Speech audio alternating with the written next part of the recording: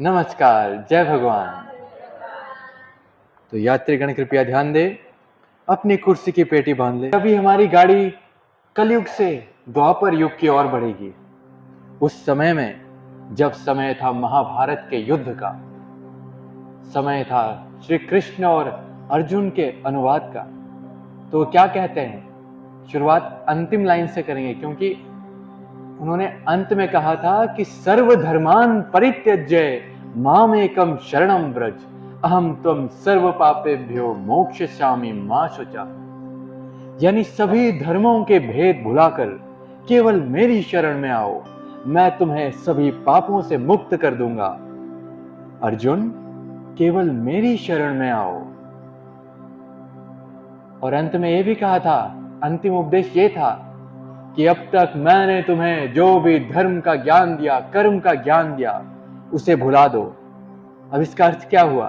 भुला दो मतलब उस पर ध्यान ना दो, ऐसा नहीं है। ज्यादातर लोग यही समझ बैठते हैं और फिर जीवन में कई गलतियों को कर देते हैं। भुला दो को मतलब यह है कि भले ही उन श्लोकों को लाइन बाय लाइन याद ना रखो, पर उन्हें अपने अंदर उतारो, जीवन में उतारो, आचरण में उतारो। यही हमारे जीवन का लक्ष्य है, उस परम तत्व में मिल जाना। यही हमारे जीवन का लक्ष्य है।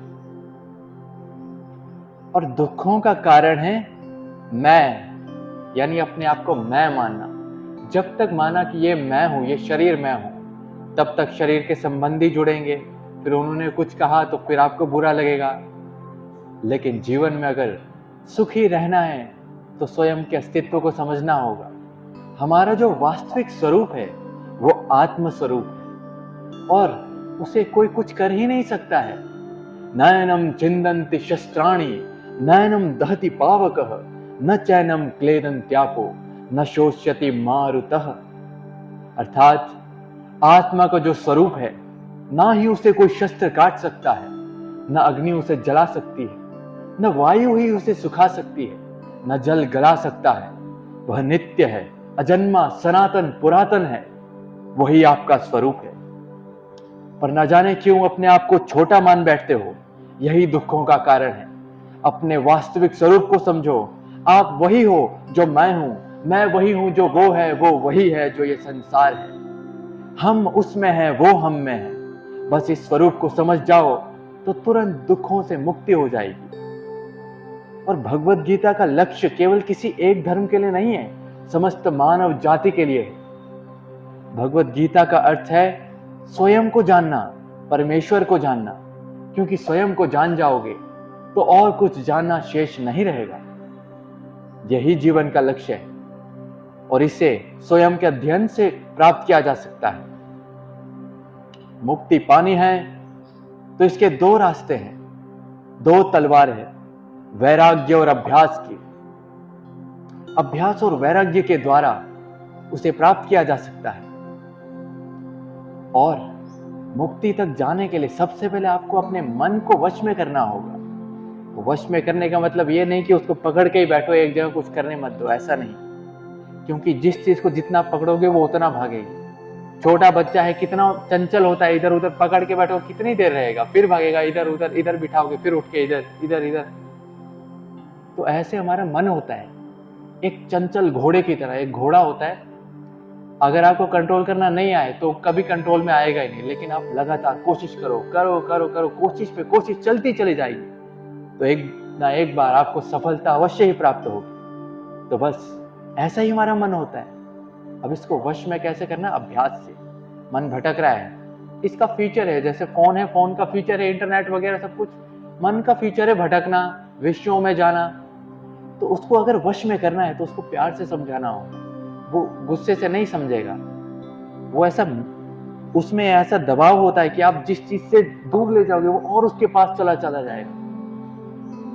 अगर मन को वश में करना है उसे प्यार से समझाओ। सत्य की ओर अगर बढ़ाना है तो सबसे पहले अध्ययन करो, स्वयं को जानो कि मैं कौन हूं, मैं कर क्या रहा हूं। और शुरुआत मिताहार से होगी, क्योंकि जैसा अन्न वैसा मन। अब अन्न में लेस कुरकुरे बिस्कुट होंगे तो मन में कोई सब्जी रोटी नहीं होगी, मन में भी वही होगा।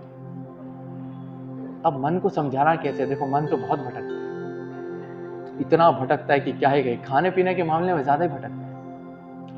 अब आप कुछ भी खाएं तो ध्यान से खाइए, उसको महसूस करके खाइए। ले इस कुरकुरे खा रहे हैं, ये किधर से आया है, किसने इसको बनाया है, किस स्थिति से हो करके आया, उसके पैकेट में कौन सी कार्बन डाइऑक्साइड गैस भरी गई है, और वही आप अपने अंदर ग्रहण कर रहे हैं। अंदर सोचिए कौन विराजमान है, भगवान विराजमान है। उनको ये सब कुछ खिला रहे हो। क्या मंदिर में ये सब कुछ भगवान को चढ़ाते हैं? ले सूर्य बिस्कुट, लो जी भगवान जी आप खाओ, नहीं करते ना। तो वो जो भगवान को मंदिर में अर्पित किया जाए वो खाओ ना, क्या समस्या है? अब कुछ भी खाओ, बनेगा उसका सब वेस्ट प्रोडक्ट। इधर का ही टेस्ट है, इधर के टेस्ट के लिए अंदर के भगवान को आप डिस्टर्ब कर रहे हो। सात्विक भोजन ग्रहण करना है, तभी आपका मन सात्विक होगा। और इंटरनेट को सही तरीके से यूज करना है। इंटरनेट एक ऐसी आग है जिसको सही तरीके से यूज ना किया जाए तो आपको भस्म कर देगी। ऐसे ऐसे मन को भटकाने वाले बड़े से बड़े साधु संत लोग भटक जाते हैं। तो अगर आप अपने मन को वश में कर रहे हो तो ये नहीं समझना, अहंकार नहीं करना कि मैं तो बड़ा मन का विजेता हूं। कोई तो एक ऋषि थे, नारद मुनि की ही एक कहानी कि वो कहते थे मैं तो काम विजय हो गया, पर एक न एक दिन उनका भी मन भटका। फिर भगवान ने ऐसी लीला रची।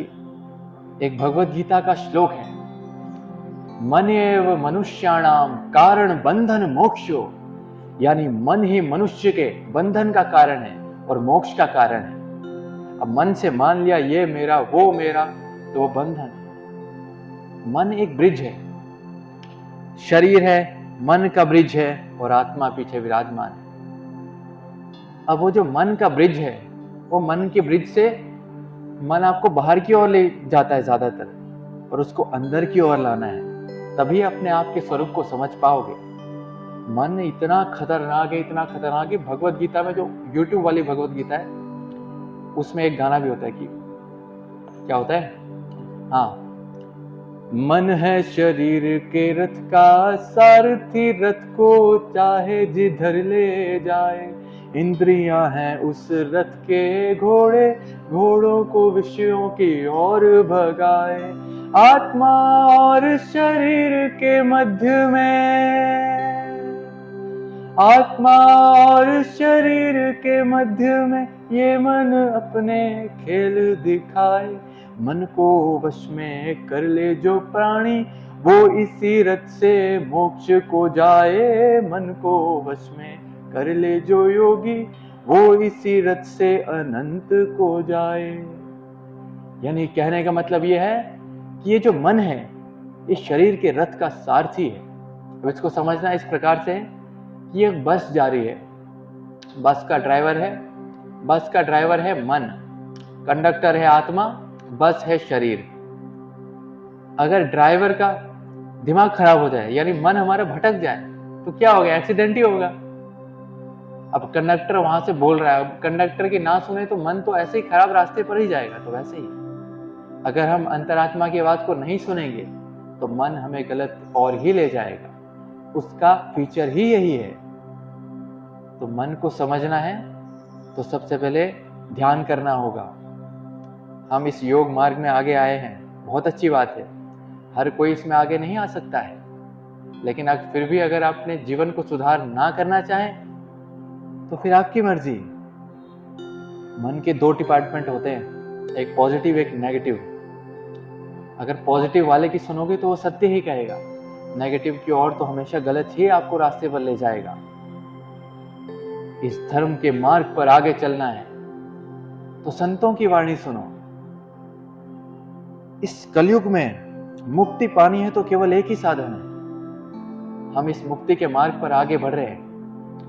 सतयुग में बड़े बड़े दान करने पड़ते थे, तपस्या करनी पड़ती थी। द्वापर युग में इतना सब कुछ, महान तपस्या, कष्ट सहना पड़ता है। अब कलयुग में तो इतना सब कुछ करना संभव नहीं है। तो भगवान ने एक श्लोक कहा है कई संतों ने, हरेर नाम हरेर नाम केवलम, कलो नास्त्येव नास्त्येव नास्त्येव गतिरन्यथा। यानी हरि नाम के अलावा, यानी भगवान नाम के अलावा इस संसार में मुक्ति का साधन और कोई नहीं है, नहीं है, नहीं है, बिल्कुल भी नहीं है। लेकिन हम फिर भी अपना सुख संसार में ढूंढ रहे हैं। तिजोरी में हीरा पड़ा हुआ है, बाहर कंकड़ ढूंढ रहे हैं, किधर मिले कंकड़ में हीरा। बाहर की संसार में अपने आनंद ढूंढ रहे हैं, पर आनंद नहीं मिलेगा, वो सुख ही मिलेगा।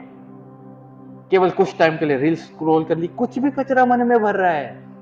अब मन में वही बात कहने कि पेट में जो कुछ भरेंगे फिर वैसे रिएक्शंस होंगे, तो मन में भी जो कुछ भरेंगे वही रिएक्शंस होते हैं। सात्विक भरो, सात्विक ज्ञान, संतों की वाणी सुनो, अच्छे गाने सुनो और अपने अंदर का बचपना हमेशा जीवित रखना। जिस दिन बड़े हो गए माया में फंस जाओगे। छोटे छोटे बच्चे होते कितने हंसते खेलते रहते, बड़े बड़े हो गए तो वो हंसना खेलना बंद हो जाता है। अपने अंदर एक बचपना हमेशा जीवित रखना, क्योंकि बच्चे ही भगवान का रूप होते हैं, तो आपको भगवान के रूप से साक्षात्कार करना है, तो अपने आप के अंदर के बच्चे को हमेशा जीवित रखना होगा। यह नहीं सोचना कि लोग क्या कहेंगे। अपने मन को शांत करते हुए डोरेमोन देखो, डोरेमोन कार्टून देखो। आजकल तो बड़ी बड़ी मूवीज देखने लग गए लोग, मूवीज वेब सीरीज क्या। जब बचपने में थे तो दुनिया की कोई चिंता नहीं थी, बस स्कूल से आए डोरेमोन डोरेमोन जिंदगी सवार दूं, और बड़े होकर के जिंदगी सवारने में सच में लग गए, मेहनत कर रहे, दिन रात लगे हुए, अपने आप पे ध्यान ही नहीं दे रहे। अपने आप पर ध्यान देना होगा, अपने माता पिता के साथ समय बिताना होगा, तभी समझ पाओगे कि इस जीवन का वास्तविक लक्ष्य क्या है। परमात्मा प्राप्ति हमारा वास्तविक लक्ष्य है। उस तक पहुंचने का केवल एक ही मार्ग है, वो है योग मार्ग। हमारे पिछले जन्म के कोई अच्छे कर्म रहे हैं जो आज हम यहाँ पे उपस्थित हैं। योग मार्ग से मुक्ति की ओर बढ़ रहे हैं। हम बहुत भाग्यशाली हैं जो हमें आप जैसे टीचर्स मिले हैं, आप जैसे सभी मित्र मिले हैं, भाई और बहन मिले हैं। हर किसी को नहीं मिलता ये योग जिंदगी में, हर किसी को नहीं मिलता ये योग जिंदगी में, क्योंकि ये जीवन ही जीवन है। आनंद में रहना है तो स्वयं को, स्वरूप को समझना होगा। ये जो आंखों के सामने माया का पर्दा है, ये जब हट जाए तो अंदर का स्वरूप स्वयं ही प्रकाशित हो जाएगा। बाकी समय क्या है, समय बहुत कम है, तो आज का ये लेक्चर यहीं पे समाप्त करते हैं। समय मिलेगा तो फिर कभी फिर कुछ कहेंगे। अच्छा समय है तो फिर कह लेते एक दो लाइन और। बांसुरी सुना देता हूँ, हाँ, एंडिंग बांसुरी के साथ।